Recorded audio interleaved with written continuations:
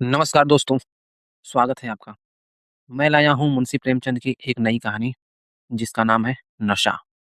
तो चलिए शुरू करते हैं। ईश्वरी एक बड़े जमींदार का लड़का था और मैं एक गरीब क्लर्क का, जिसके पास मेहनत मजदूरी के सिवा और कोई जायदाद न थी। हम दोनों में परस्पर बहसें होती रहती थीं। मैं जमींदारी की बुराई करता, उन्हें हिंसक पशु और खून चूसने वाली जोंक और वृक्षों की चोटी पर फूलने वाला बंझा खाता। वह जमींदारों का पक्ष लेता पर स्वभावतः उसका पहलू कुछ कमजोर होता था। क्योंकि उसके पास जमींदारों के अनुकूल कोई दलील न थी। वह कहता कि सभी मनुष्य बराबर नहीं होते, छोटे-बड़े हमेशा होते रहते हैं और होते रहेंगे। लचर दलील थी। किसी मानुषीय या नैतिक नियम से इस व्यवस्था का औचित्य सिद्ध करना कठिन था। मैं इस वाद-विवाद की गर्मी में अक्सर तेज हो जाता और लगने वाली बात कहा जाता। लेकिन ईश्वरी हार कर भी मुस्कुराता रहता। मैंने उसे कभी गर्म होते नहीं देखा। शायद इसका कारण यह था कि वह अपने पक्ष की कमजोरी समझता था। नौकरों से वह सीधे मुंह बात नहीं करता था। अमीरों में जो एक बेदर्दी और उद्दंडता होती है, इसमें उसे भी प्रचुर भाग मिला था। नौकर ने बिस्तर लगाने में जरा भी देर की, दूध जरूरत से ज्यादा गर्म या ठंडा हुआ, साइकिल अच्छी तरह साफ नहीं हुई, तो वह आपे से बाहर हो जाता। सुस्ती या बदतमीजी उससे जरा भी बर्दाश्त न थी। पर दोस्तों से और विशेषकर मुझसे उसका व्यवहार सौहार्द और नम्रता से भरा हुआ होता था।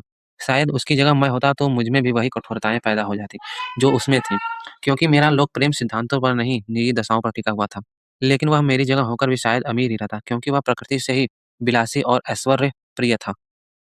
अब की दशहरे की छुट्टियों में मैंने निश्चय किया कि घर न जाऊंगा। मेरे पास किराए के लिए रुपए न थे और न घर वालों को तकलीफ देना चाहता था। मैं जानता हूँ वे मुझे जो कुछ देते हैं वह उनकी हैसियत से बहुत ज्यादा है।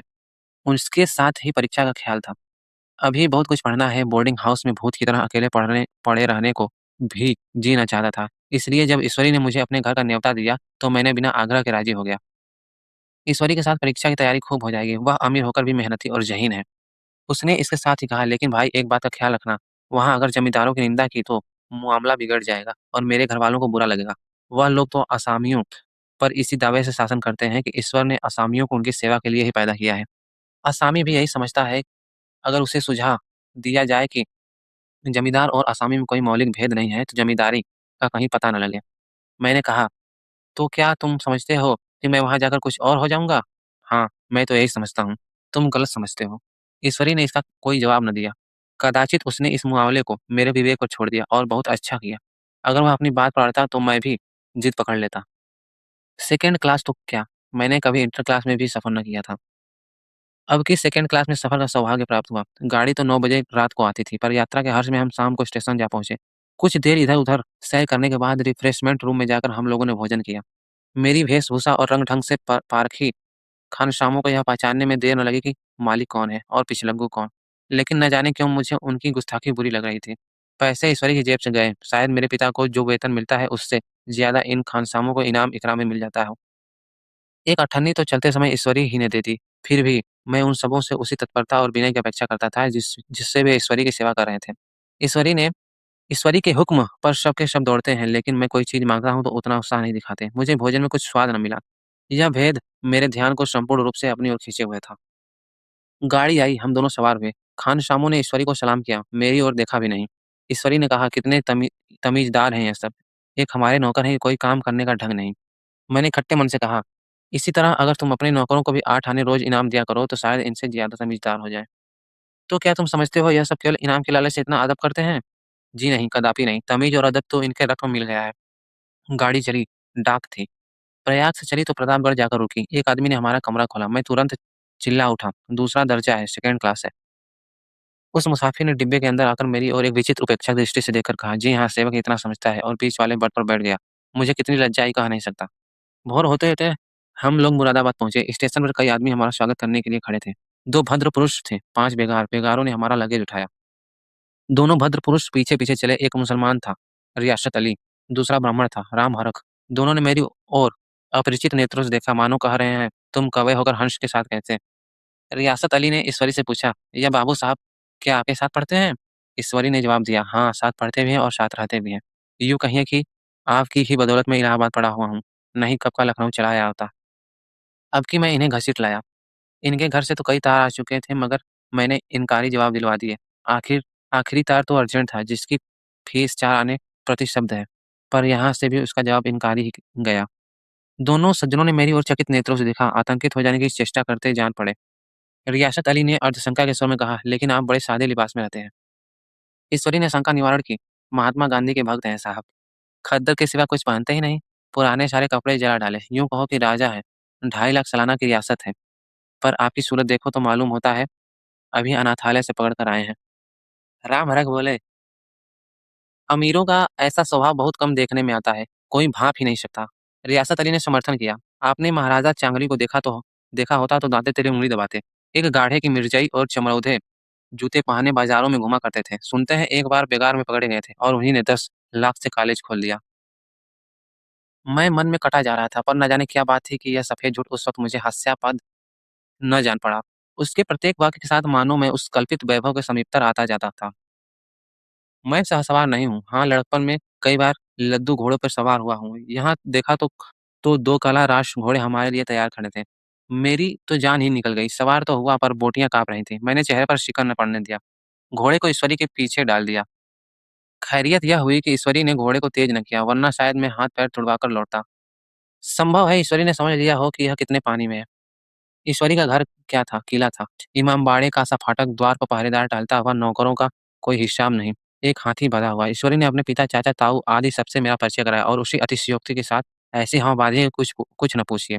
नौकर-चाकर ही नहीं, घर के लोग भी मेरा सम्मान करने लगे। देहात के जमींदार लाखों का मुनाफा, मगर पुलिस कांस्टेबल को अफ़सर समझने वाले। कई माह से तो मुझे हुजूर-हुजूर कहने लगे। जब ज़रा एकांत हुआ तो मैंने ईश्वरी से कहा, तुम बड़े शैतान हो यार, मेरी मिट्टी क्यों पलीत कर रहे हो? ईश्वरी ने दृढ़ मुस्कान के साथ कहा, इन गधों के सामने यही चाल ज़रूरी थी, वरना सीधे मुँह बोलते भी नहीं। ज़रा देर के बाद नाई हमारे पाँव दबाने आया। कुँवर लोग स्टेशन से आए हैं, थक गए होंगे। ईश्वरी ने मेरी ओर इशारा करके कहा, पहले कुँवर साहब के पाँव दबा। मैं चारपाई पर लेटा हुआ था। मेरे जीवन में ऐसा शायद ही कभी हुआ हो कि किसी ने मेरे पाँव दबाए हों। मैं इसे अमीरों के चोंचले रईसों का गधापन और बड़े आदमियों की मुटमरदी और जाने क्या कहकर ईश्वरी का परिहास किया करता था। और आज मैं पोतड़ों का रईस बनने का स्वांग भर रहा था। इतने में 10 बजे। पुरानी सभ्यता के लोग थे। नई रोशनी अभी केवल पहाड़ की चोटी तक पहुंच पाई थी। अंदर से भोजन का बुलावा आया। हम स्नान करने चले। मैं हमेशा अपनी धोती खुद छाँट लिया करता हूँ, मगर यहाँ मैंने ईश्वरी की ही भांति अपनी धोती भी छोड़ दी। अपने हाथों अपनी धोती छाँटते शर्म आ रही थी। अंदर भोजन करने चले। हॉस्टल में जूते पहले मेज पर जा डरते थे। यहाँ पाँव धोना आवश्यक था। कहार पानी लिए खड़ा था। ईश्वरी ने पाँव बढ़ा दिए। कहार ने उसने पाँव धोए। मैंने भी पाँव बढ़ा दिए। कहार ने मेरे पाँव भी धोए। मेरा यह विचार न जाने कहाँ चला गया था। सोचा था, वहाँ देहात में एकाग्र होकर खूब पढ़ेंगे, पर यहाँ सारा दिन सैर-सपाटे में कट जाता था। कहीं नदी में बजरे पर सैर कर रहे हैं, कहीं मछलियों या चिड़ियों का शिकार खेल रहे हैं, कहीं पहलवानों की कुश्ती देख रहे हैं, कहीं शतरंज पर जमे हैं। ईश्वरी खूब अंडे मंगवाता और कमरे में स्टोव पर आमलेट बनते। नौकरों का एक जत्था हमेशा घेरे रहता। अपने हाथ-पाँव हिलाने की कोई ज़रूरत नहीं, केवल ज़बान हिला देना काफ़ी है। नहाने बैठो तो आदमी नहलाने को हाज़िर, लेटो तो आदमी पंखा झलने को खड़े। मैं महात्मा गांधी का कुँवर चेला मशहूर था। भीतर से बाहर तक मेरी धाक थी। नाश्ते में ज़रा भी देर न हो पाए, कहीं कुँवर साहब नाराज़ न हो जाएँ, बिछावन ठीक समय पर लग जाए, कुँवर साहब के सोने का समय आ गया। मैं ईश्वरी से भी ज़्यादा नाज़ुक दिमाग बन गया था, या बनने पर मजबूर किया गया था। ईश्वरी अपने हाथ से बिस्तर बिछा ले, लेकिन कुँवर मेहमान अपने हाथों से कैसे अपना बिछावन बिछा सकते हैं? उनकी महानता में बट्टा लग जाएगा। एक दिन सचमुच यही बात हो गई। ईश्वरी घर में था, शायद अपनी माता से कुछ बातचीत करने में देर हो गई। यहाँ 10 बज गए। मेरी आँखें नींद से झपक रही थीं, मगर बिस्तर कैसे लगाऊँ? कुँवर जो ठहरा, कोई 11:30 बजे महारा आया। बड़ा मोहलंगा नौकर था। घर के धंधों में मेरा बिस्तर लगाने की उसे सुधि न रही।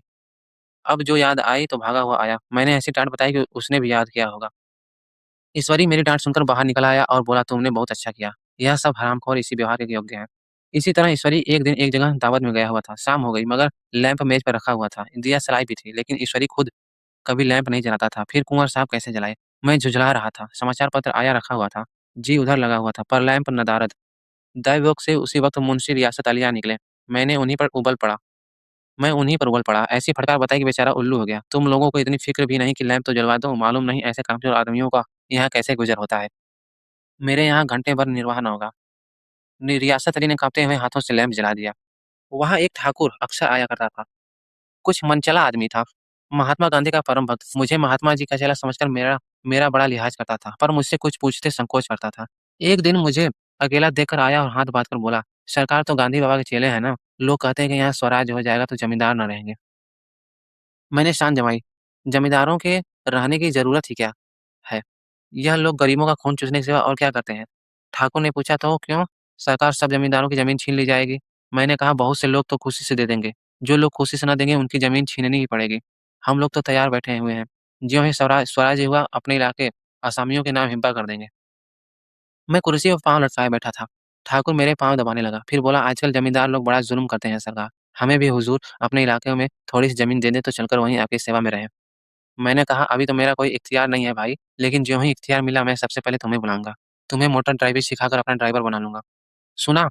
उस दिन ठाकुर ने खूब भांग पी और अपनी स्त्री को खूब पीटा और गाँव के महाजन से लड़ने पर तैयार हो गया। छुट्टी इस तरह तमाम हुई और हम फिर प्रयाग चले।